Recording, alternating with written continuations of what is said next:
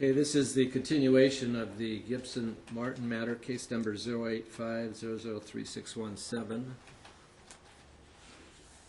The last hearing on November the 9th was terminated by me because of the continuing behavior of the parties. I had warned them on several occasions that if they didn't conduct themselves in a proper, civil, courteous manner, that the hearing would be terminated. And I am advising you once again, Mr. Gibson and Ms. Martin, that if you do not conduct yourselves in a professional, courteous manner towards one another, I will not tolerate yelling back and forth. I've advised you how a trial proceeds with answers, questions to one another. And if you refuse to do so, I will terminate the hearing once again, and it will be set over for another date. Do you understand that, Mr. Gibson? I certainly do, Your Honor. Understand that, Ms. Martin? Yes, Your Honor. Very well. At the conclusion of the last hearing, Mr. Gibson was examining Ms. Martin, and that's where we are concluding today. If any of the spectators in the courtroom have cell phones, turn them off at this time. Turn off your cell phones. You are not allowed to come forward during this trial for any reason whatsoever unless you're called as a witness to testify. Therefore, you will not come to the parties, hand them notes, talk to them, or communicate in any way whatsoever. If I see any spectator doing so, they will be escorted out of the courtroom by the deputy. All right, if you take the witness stand, Ms. Martin. And raise your right hand to be sworn in once again. Do you solemnly swear and affirm the testimony you're about to give will be the whole truth, so help you God? I do, Your Honor. Please be seated.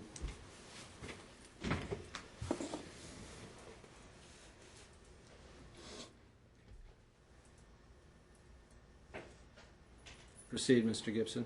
Okay. First of all, Your Honor, I would like to apologize for my behavior in the last 3 days. Apologies accepted. Sir. Also, I would like to bring the attention to the court. I've got a couple of motions, and I'm hopeful that the court will take a look at them. A motion for there's a supplemental memorandum support and demand for change of custody based on some new things that have happened since the trial. There's been some outrageous emails that have gone and made some threats against this court, against this institution, against you. And so I have a second supplemental memorandum in support of change of custody for 6 different issues, including the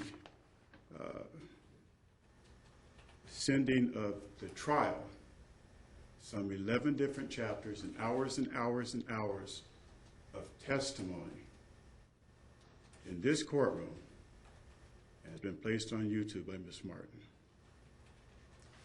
And so your first basis is in regards to communications sent to me? yes. Okay. There's communications that was sent to you. There was a couple of, and I've got the exhibits here. One of them where she had talked about different police agencies and so forth being unfair and unbiased and being biased, and that she felt for her own safety that she had to flee. Based on previous testimony by expert witnesses, not knowing what she meant by that, I had the Portland police pay a welfare visit to the home that they were supposed to be at on Alice Street in Portland about 11 o'clock that evening on a Friday, two Fridays ago. And of course they were not there. And so I have no idea where my son is. I have no idea whether he's living, whether he's healthy or not. I have no idea. And my understanding was she was supposed to notify not only the court, but the father at all times where my son is, and I have no idea where he is. And I have the exhibits here. I know that they were forwarded to you. But this is the second supplemental memorandum. I also have a motion for immediate change of custody from Denise Martin to myself based on some of the things that have happened since the trial, and of course the things that we're here to talk about during the trial. If I could approach. No. No, that's not the proper procedure. First of I all, understand, Your Honor, any but- motions, Mr. Gibson, as you're well aware, must be served on the other side. She's been served When did she get it? this morning. It's improper notice. There's no way of serving her. Nobody knows where she lives. Well, there's no way I can deal with the issue unless you bring that to my attention before you want to argue the issue, though. Well, that's what I'm trying to do, is bring it to your attention. There's no way of serving her. Nobody knows where she lives, at least I don't. So how are we supposed to serve her other than this morning? You need to bring that to the attention of me before we come to a hearing like this. When I attempted to do that, she said that I had to give it to, bring it to your attention. That's what I'm attempting to do. When, this morning? Well, now, yes. Pointing to my clerk on the right, when you brought to her attention this morning. But I had some motions that in supplemental, and she said, Well, you've had approximately a month since the last hearing. I don't know when these events transpired. I don't know when you The became. YouTube, I found I out. don't know when you became aware of all this on stuff. Friday, the YouTube was brought to my attention on Friday, although I knew earlier that there was an email alleging that she was going to do such a thing. But until I actually got a phone call on Friday afternoon that you ought to take a look at YouTube and what's on there, I immediately notified Linda Fish. And the thing that's really curious is it seems as if the videos are the court videos. It's not like somebody had a camera in here, a cell phone. It's from that camera and that camera, video the whole trial. And I don't know if you gave that permission for her to do that. I certainly didn't know that. How in the world does she have court videos? I mean, did somebody hack into your videos to do this? I don't know. No, anyone has the right to order copies of the hearings. They get CDs of the hearings. And publish And I them can on only- YouTube? I can only assume that's what happened here. As to the next question, as to whether they've been published on YouTube or not, I do not have any personal knowledge of that. I can only tell you what transpired since the last time we were in court. Well, I have evidence of it right here, and Okay, so the question is, how does that affect this court's decision-making, for one? And secondly, how does it affect the overall decision of the custody of Ezekiel? Okay, That is so the those are the question. two questions Yeah, those are that, the two questions that, based upon what you're bringing to my attention this morning, and before you do so, you need to respond to the what Mr. Gibson's requesting. So, what happened since the last hearing? Mr. Gibson is alleging improper conduct by you, and that you, first of all, you said there was comments made on the internet. yeah, there was an internet Okay. email. All right. Yeah, on There was two comments different made on the emails. internet by Ms. Martin regarding this hearing. That's correct. Okay. So secondly, that the entire video transcription of this hearing was placed on YouTube. That's correct. And thirdly, that in an attempt to locate her for service of process, you found out that she had moved from the address on Alice Street in Portland. That's correct. In addition to that, Your Honor, the legal authorities under Child Protective Services has conducted an investigation, and they sent police out to her last known address that she'd given to court, unless she's given something that I don't know about, and we're not able to find her either. So, Okay? so I have a couple All right, of so- motions. And your motions are directed towards, these are other reasons why I should have custody of Ezekiel. Absolutely. All right. So, first of all, the fact that one party makes comments on the internet is freedom of speech. Right, but they're threats of this court and to I'm you not as aware well. of that because I didn't read them, okay? My policy is, as you both know, that judges are not allowed to accept, review, communicate with parties in a one-way manner. In other words, one party can't call a judge up and says, hey, judge, I got a problem about this case. Judges simply cannot communicate or talk to people in that manner. So I have a filter. Her name is Linda Fish. She's my judicial assistant. She's been so for 15 years. And she knows the rule as well as I do that I do not accept communications from people in litigation. And the reason for that is because it's not fair. And we The time understand that. to, excuse me, please. time to discuss issues is in the courtroom when both parties are present and both parties have notice as to what we're going to talk about. So therefore, first issue, when Ms. Fish received communications from someone involved in this case, whether it was the parties or friends of the parties, I did not review anything for that specific reason. I do not want to be tainted by what's going on out there. I can only concern myself with what's going on in here and the relevant information that is brought back to my attention. Okay? So I did not review any communications by either you or Ms. Martin or by any other third parties. So is this court tainted in any way by what was placed on the internet? No. I've not been tainted. I've not been influenced because I didn't look at it. Well, you've been tainted all right. You Well, just haven't seen it. that's you know, I'm not, you know, judges are attacked all the time. People disagree with judges' decisions and orders all the time.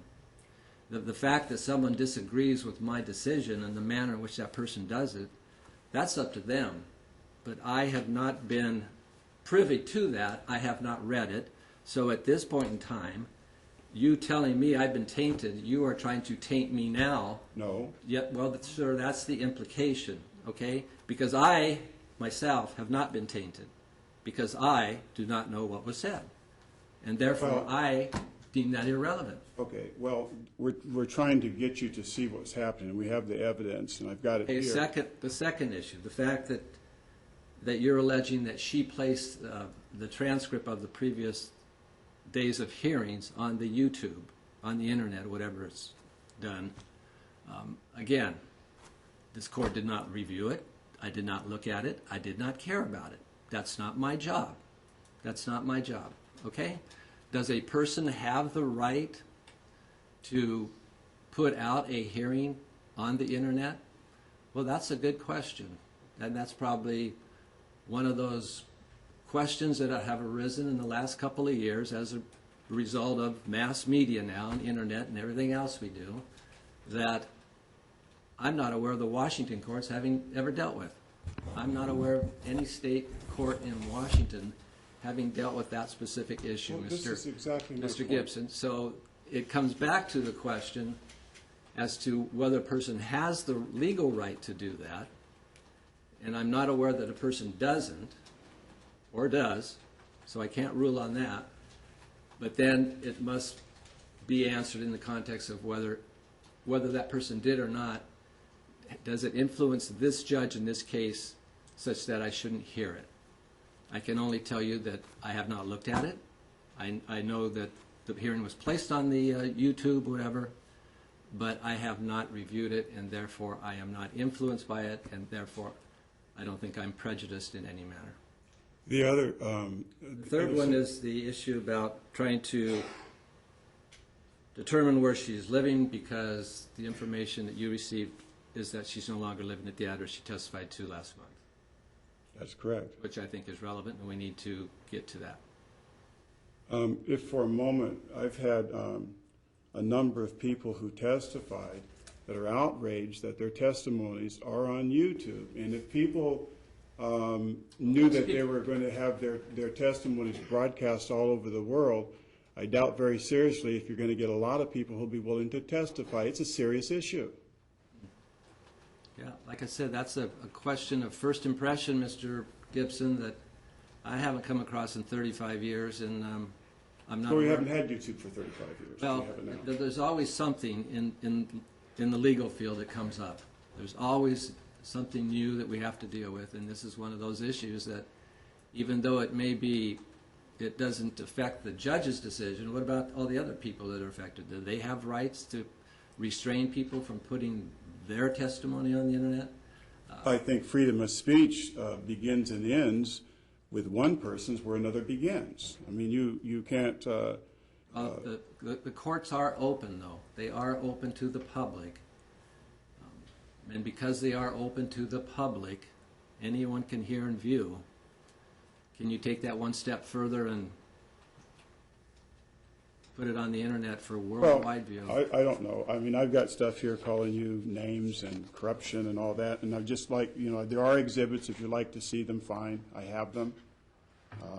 We also have, it took us 3 hours to download just a couple of hours of what she's got on there. She's got 11 chapters, each of them taking a couple of hours to download.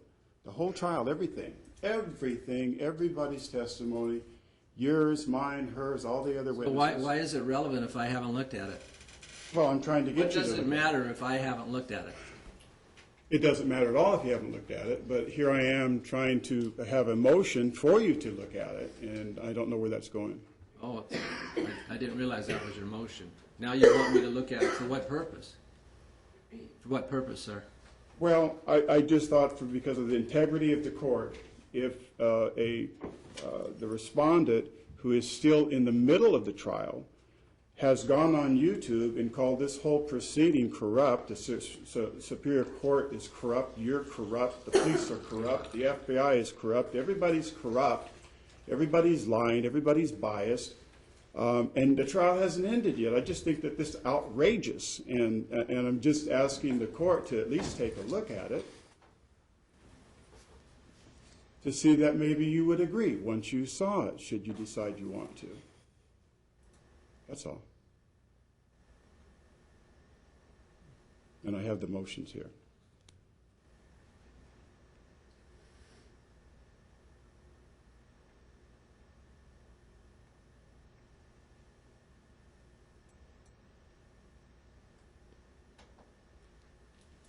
Do you want to respond, Ms. Martin? Oh, yes, sir.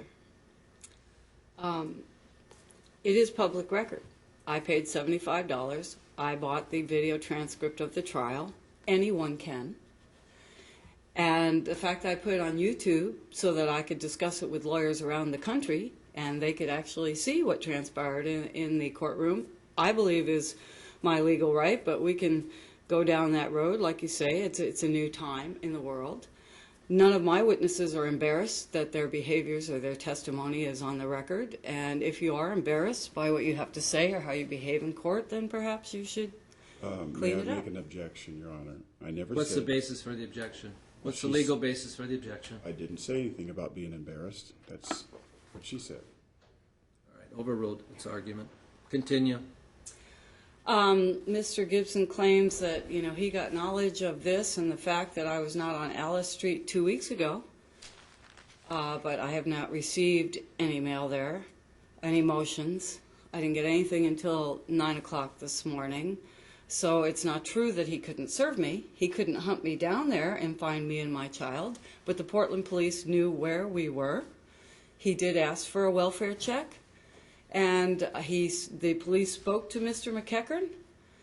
They thought Mr. Gibson was way off and that Mr. McEachern's story made sense. And I have a message on the cell phone in my pocket from the officer saying I should get a lawyer, and they were fine with me Objection being in a sustained. shelter. Stop the discussion. Stop the discussion. There's an objection. I sustain the objection. Okay. Testimony concludes. It's hearsay.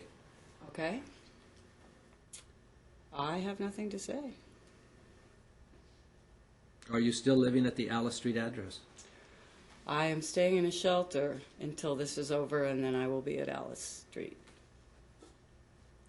And why are you living in a shelter? Because this man was still harassing me and threatening me in the courthouse. I didn't feel confident that for a month he was going to leave me alone on the Objection, street. Your Honor. Overruled. Overruled.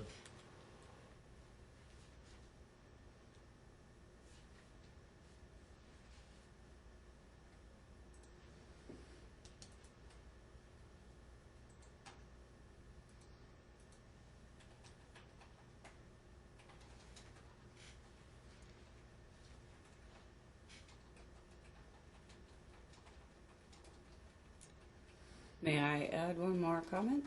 Go ahead. I am aware that I can't communicate with you, so I called Linda and let her know that we were not at Alice Street, that the police knew where we were, and left her a case number. But I've been getting all my mail at Alice Street.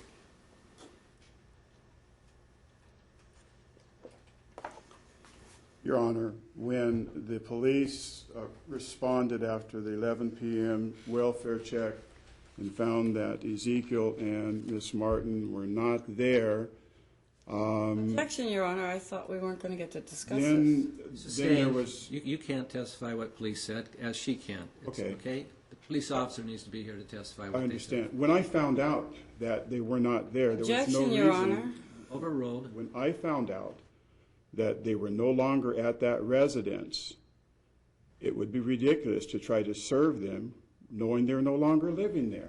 Why would I mail something when two police agencies on two different times found that they were not there? Because that's the last address she gave to the court, so that would be proof that I conducted my service at that address. I mean, that would be the legal answer to that question. But not the practical one. Well, did you legally have the right to serve at Alice Street? Yes, you did. Yes. Okay, but they weren't there. The police told me they were gone. Okay, all right.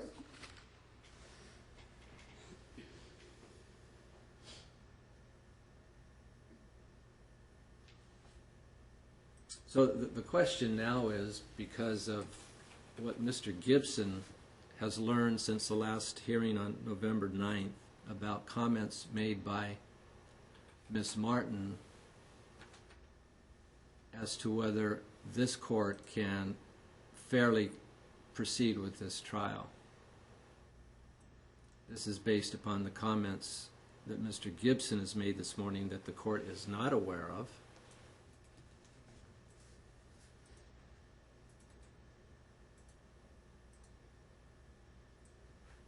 So that's the decision I need to make.